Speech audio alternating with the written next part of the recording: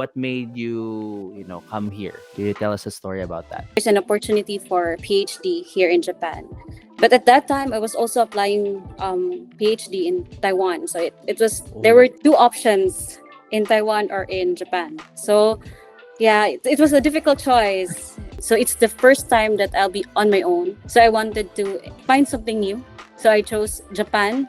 Like I remember my sisters and we watched NHK channel. I mean, like I think that was TV 13, and they show like NHK shows about Japan, introducing the culture and the tourist spots. So my sisters and I love watching them. So it has always been a dream of mine to come to Japan. So fast forward to many, many years after graduating in the university and getting my license to become a teacher, public school teacher. Luckily, I was offered by Chesham. It's an agency, placement agency in the Philippines.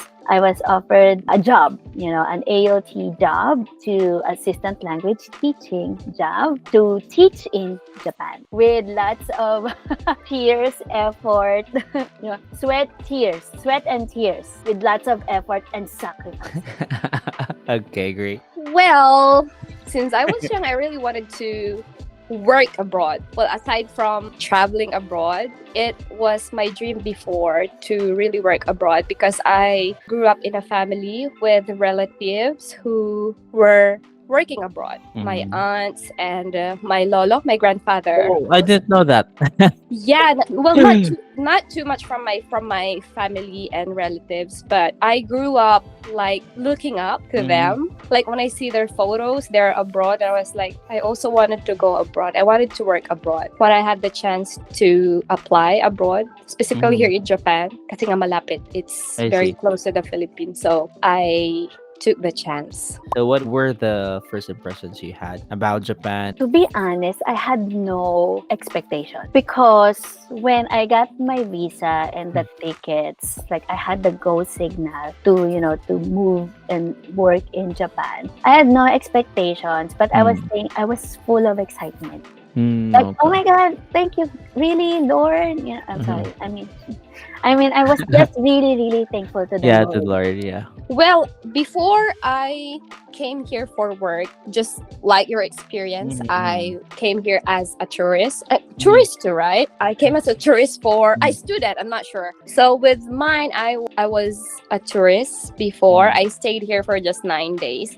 And immediately I fell in love with Japan. Like other tourists, felt when they first visited Japan. The culture, safety, just everything about Japan. The politeness, harmony, and everything. What were the challenges that you faced while adapting life in Japan? So how did you overcome them? Of course, on top of the list is language barrier. It's really hard. I'm a bilingual, and learning Japanese, even until now, after 12 years, it's still very hard. 12 years. I cannot speak straight Japanese. I'm incomprehensible. is that the word? Is that the correct English? Oh my God. No one, like my Japanese is not comprehensible. And although right now actually I can read and write hiragana and katakana, without like thinking about it too much. It has become natural to me. Okay. Reading and writing hiragana and katakana. So like when I see a hiragana and katakana, I can read it right away. It's like ABC. First would be, well, the language. But I think most of us know that, Japanese aren't that into learning English, or they're not that good at English. Maybe about just a few percent who can understand and who can speak English. For those interested in teaching in Japan or maybe working in Japan, so what advice would you give them? Well, it's rewarding. This is based on my own experience. Well, I am a teacher, so I have a heart of a teacher. So I love teaching. That's why I love my career as an AAT, as an assistant English teacher. It's rewarding for me because I get to continue my career that I have in the Philippines teaching, and also I'm in Japan, and well, Japan is considered as a nice country. And when it comes to the salary, that would be the usual question that they're gonna ask. Of course. Well, if you are an AAT under a dispatch company, like with us, we are in Interact. We do not expect that you're gonna earn like a lot. Japan is an expensive country. Probably when you're single, I think you could save, a few penny. I think it depends actually on your lifestyle also. Really think deeply about your why. Like ask yourself, why do I want to do this? Because your purpose is what's going to fuel you.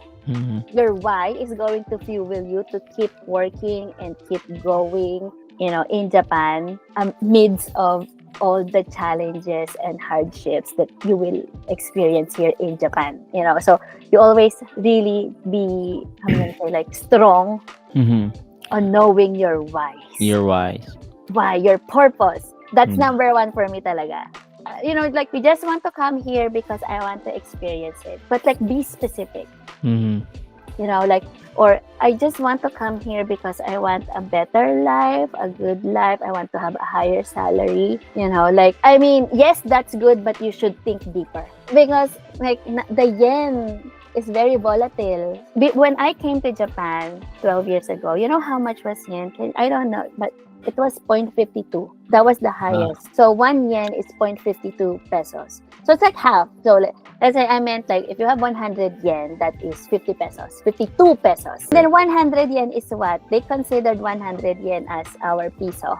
Or 1 peso, like nothing. What can you pay in 100 yen? Like a candy, mama? Maybe not a candy, maybe like a chip. A bottle of water. A bottle of water, you know? Probably, yeah. But it's very cheap. It's almost nothing. But now, 12 years now, 1 yen is 0.36. I experienced in the past 0.34. So one of the reasons, one of my whys is like, I want to gain more money compared to what I'm, getting Earning in the Philippines, earning in the Philippines, in we are a Manila. third country, right? So Yes. that's what we are, heading to. So we totally understand that. About living in Japan, what do you enjoy the most about living in Japan? Traveling. I dreamt of traveling around Japan, but I wasn't able to do that after I had a family. But the thing is that wherever you are in Japan, it is considered traveling. Like even when you just go to the park, even when you just go to a nearby municipality, something like that, or town. For me, it's considered traveling because everything is just nice. Oh, I see. The parks are nice because I live in Tokyo, but I don't think so. Even in Nagoya, even when I was in Miyake too. Miyake. Yeah, like everything is nice. Places in Japan are generally nice and clean. Not all, but most. Like for tourists, you could just recommend like top places to visit for tourists. This is just what I'm going to say. Like you can just ask ChatGPT, Google it. I will say the same thing. Shibuya, Shinjuku, Harajuku, Shibuya. Ueno. Well, they are all in the internet. I learned those places by not talking to Japanese people, because honestly, if I talk to some Japanese people, hey, do you know this place? And they have no ideas because they have never been there. So like I just really searched. So whatever Google will tell you, that's it. But my suggestion, if you will come here to Japan as a tourist and you have a limited time and you don't speak Japanese, if you have the money, go to Klook. Okay. Klook, and buy there the tour packages. There are many affordable tour packages now that is very convenient. So while living in Japan, how do you stay connected? I usually call them through a video chat, or I chat them. And I think Facebook really helped when it comes to doing maritesting. You know, maritesting. Yeah, for those who don't know, can you explain about the marites?